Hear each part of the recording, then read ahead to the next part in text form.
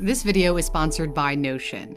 While most of us access the internet through a wireless device, a physical link is still required. My website is hosted on a server in North America. If you're viewing this on another continent, your internet provider has almost certainly used a cable under the sea to retrieve the data. Lines just a tad thicker than a garden hose crisscross the ocean, zipping data from LA to Chile faster than the time it takes to finish this sentence. These things are absolute marvels of engineering. This isn't your grandparents' twisted pair of copper wire from the telephone pole to the house. There are more than 400 lines in service, stretching over 1.3 million kilometers, or 800,000 miles, enough to go around the world 32 times.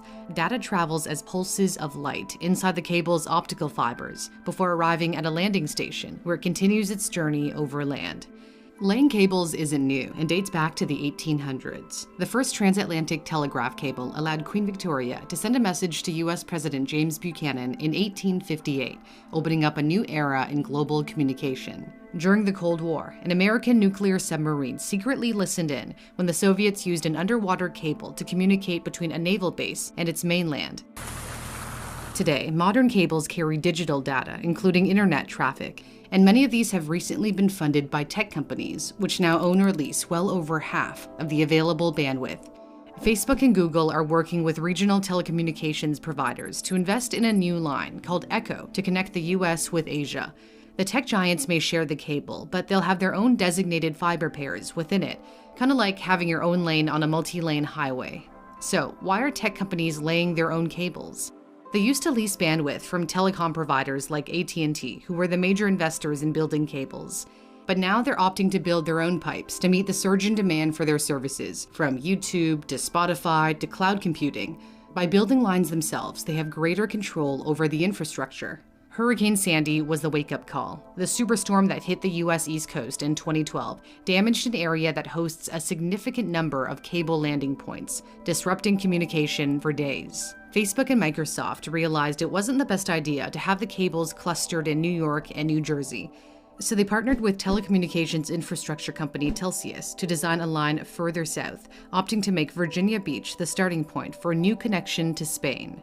When Marea went operational in 2019, it provided the fastest transatlantic internet connection ever, transferring 160 terabits of data every second, equivalent to streaming 71 million HD movies at the same time. The capacity on these cables it's just enormous. It's nothing like we've seen 3-4 years ago. Used to be you'd build a cable and there might be 4 fiber pairs on the cable. Now it's routine for these new cables to come online with like 16 fiber pairs. Tech giants are also choosing to fund the project entirely themselves. Google announced in June it's building a private cable called Fermina, running from the US to South America, which it says will be the longest line in the world. By building privately, Google can decide exactly where to build routes to best suit its needs. For example, it can minimize the distance between its data centers, which then reduces delay, known as latency. It can connect remote parts of the world, or reinforce an area with limited lines. Google has built 6 cables on its own dime and has funded 16 projects overall. Tech giants that already wield significant influence are likely to own more of the internet backbone in the future, kind of like if Amazon owned the roads where packages are delivered. I think the concern is that the big content providers would form some sort of monopoly on international bandwidth, but they're not sellers of bandwidth, right? Like they deploy it and they use it themselves. These companies fork over hundreds of millions of dollars to build the infrastructure, which can take years. You won't see cables at the beach because they're buried below the seabed. In the deep sea, large ships lay them on the ocean floor, sometimes 8,000 meters or 26,000 feet below, as deep as Mount Everest is high. The actual wires inside that carried the bits of code are merely the width of a human hair, while the cable is much thicker, consisting of layers of protection. Still, some hazards are unavoidable. In 2016, a fishing trawler is believed to have severed a cable in Africa, taking the whole of the West African country of Mauritania offline for 2 days and impacting 9 other nations. And in 2013, authorities in Egypt accused 3 scuba divers of trying to cut a cable in the Mediterranean Sea. Repairing a line can take weeks. A specially equipped ship is dispatched to the region, pulls up the cable in the right spot, makes the repair before bringing it back down. When possible, multiple lines covering the same route are laid to prevent disruptions.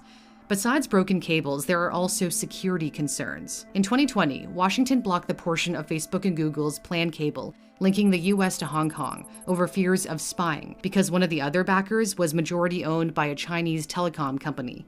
Similarly, in 2018, Australia prevented the Chinese company Huawei from funding a new cable to Papua New Guinea and the Solomon Islands over fears China could use the technology to spy on the West, which Huawei has denied. Even if countries thwart efforts to build cables, the need for greater data capacity still exists, and satellites can't handle the demand. SpaceX may be creating a high-speed satellite internet service. However, Starlink doesn't have enough bandwidth to operate in dense urban areas and will mainly serve rural regions. So undersea cables are still the most reliable way to transmit information to the greatest number of people over large distances. There's another way to stay connected. When I work with my team, we share ideas, plan, and stay organized all in one place using Notion. We've created a page prioritizing all of our tasks. On another page, we've mapped out the outline of a future video. You can personalize the pages however you like. I've also got a private workspace with my own to-do list and various notes to help me stay on track. I first tried Notion when they approached me about sponsoring a video, and now I can't imagine my life without it. Everything is in one place on one app that I can access on my computer or my phone. If you'd like to give Notion a try, whether to use it for yourself or to collaborate with others, you can sign up with the link in my description. For Newsthink, I'm Cindy Palm.